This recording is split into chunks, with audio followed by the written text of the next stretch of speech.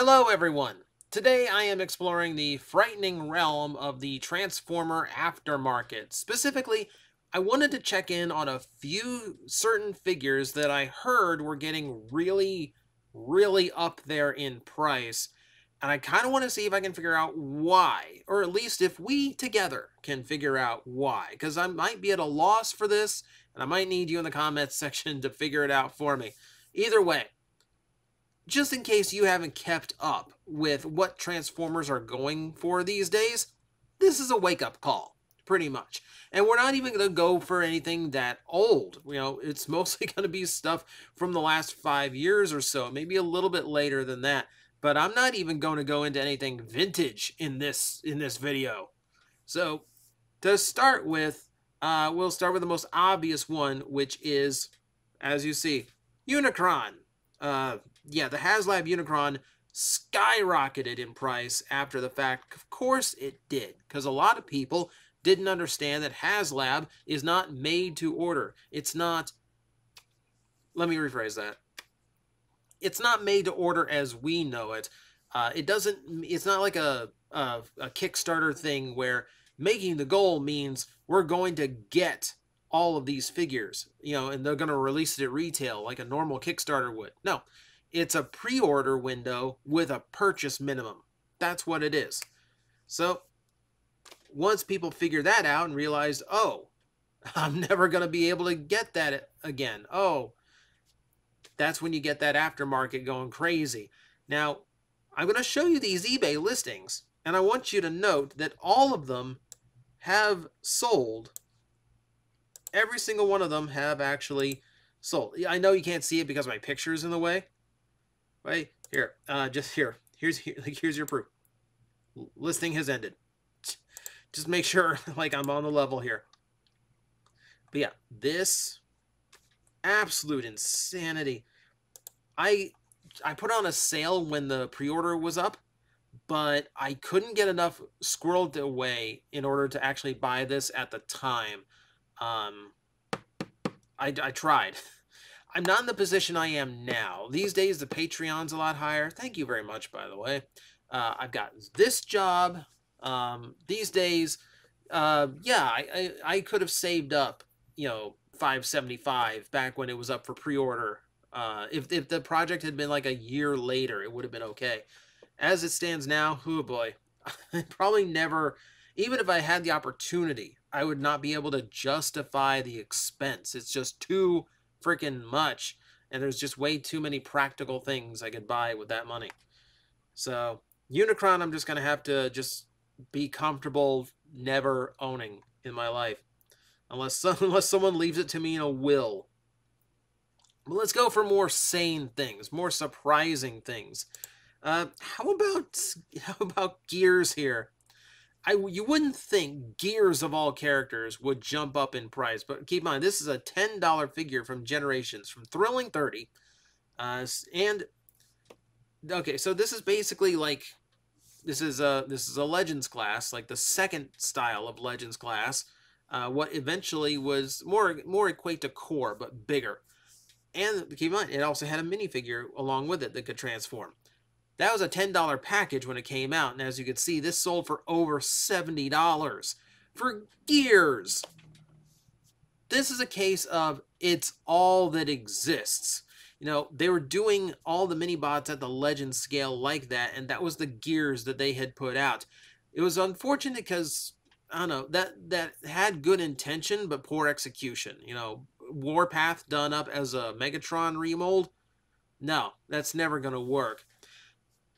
And now, we don't know what's happened. Gears was supposed to be in Kingdom, according to the original promo images. We never got him, and for as all as I can tell, there's nothing in the rumor mill about him being pushed back into Legacy. So he just doesn't exist.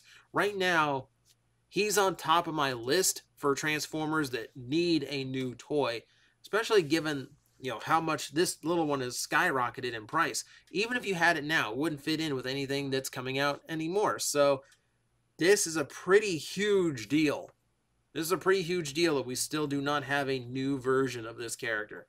So hold out, Hasbro. Hold out hope that they actually get and actually start doing this.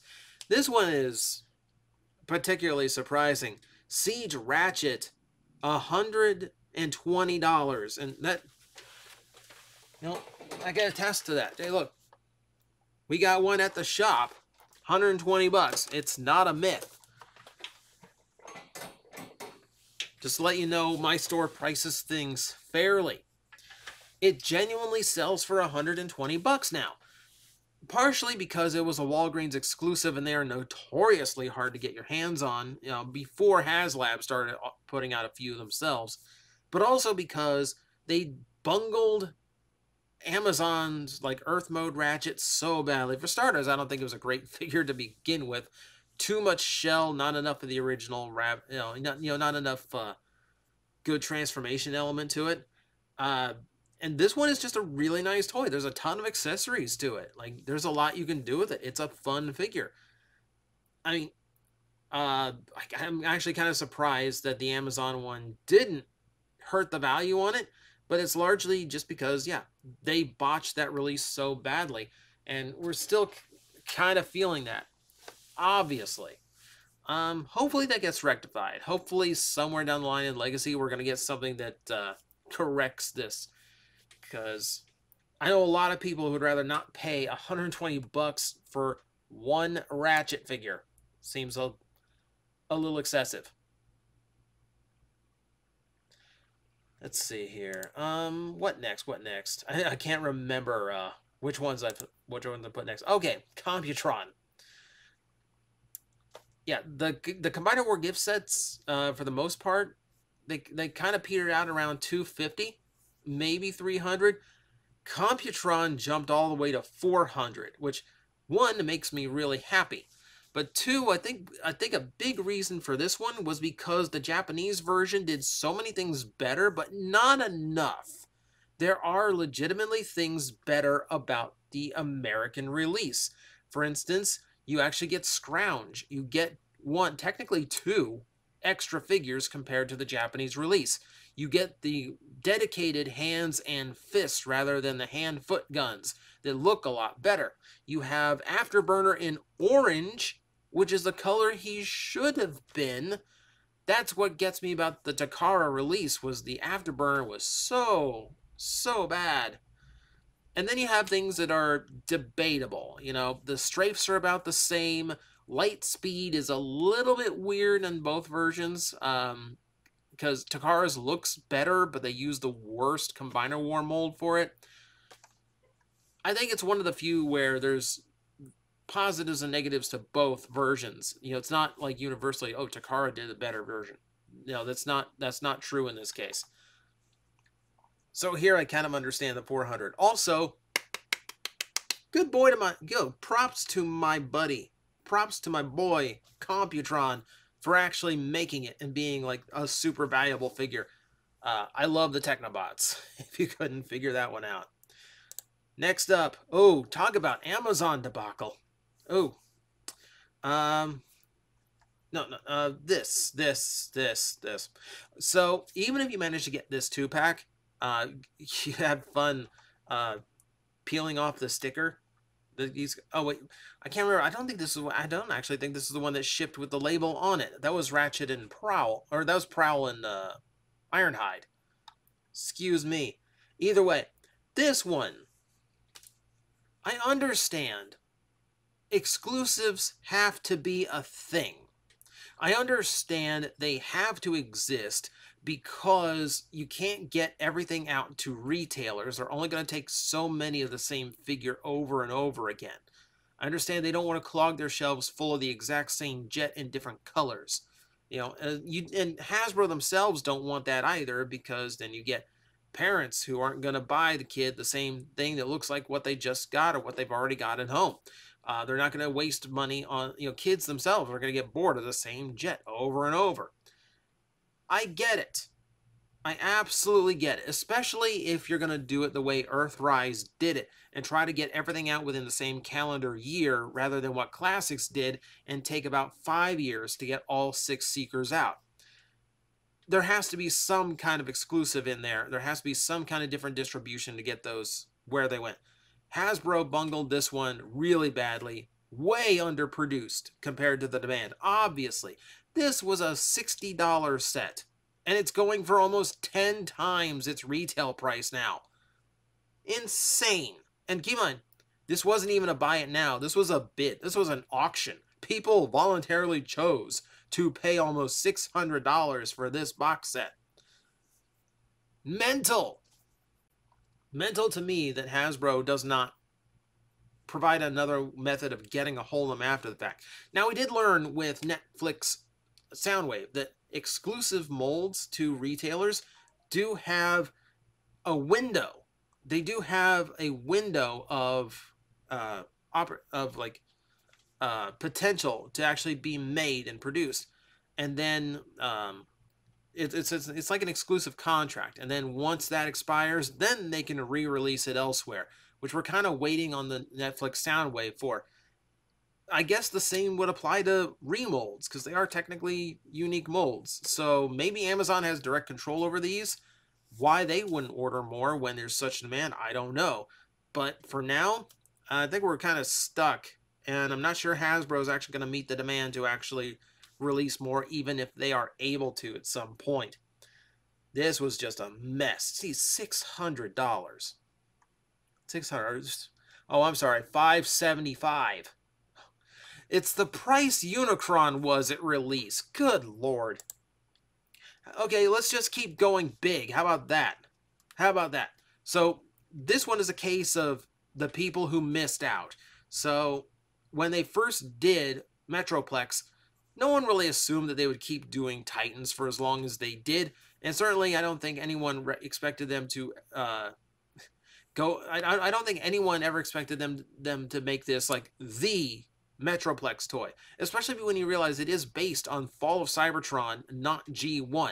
So there is technically room to do this toy again, and I wouldn't be surprised if they didn't at some point. However,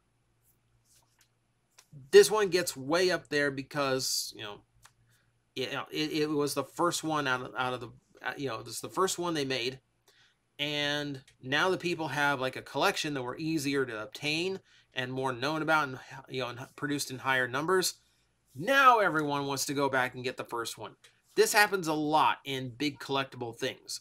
For you Lego people, it's the modular buildings. They produce one a year, similar to the Titans.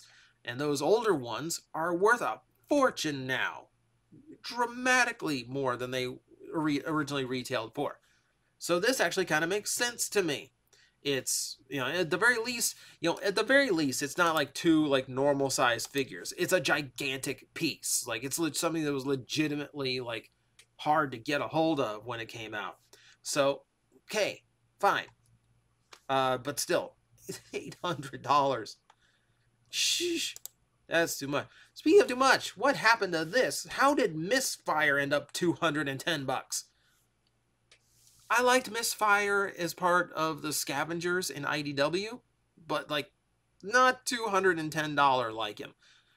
And why this version? Why the Takara version? Now if I looked up Titan's Return, I'm sure it would also be really high up there. I'm assuming part of it is because he actually does come with a Target Master, so he has actually like a complete Misfire.